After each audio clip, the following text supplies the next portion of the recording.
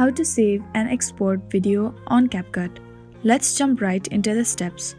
First, you want to go ahead and open CapCut app on your phone. Now tap on New Project. Select any of the video that you like. Then tap on Add, that is on the bottom right corner. So in the bottom there are various tools from which you can edit the video as your preference, and then you can also use various effects to make the video look beautiful. You can also mute the sound of the trees that is in the background or whatever. So to export or save, you want to tap on the arrow facing upwards on the top right corner.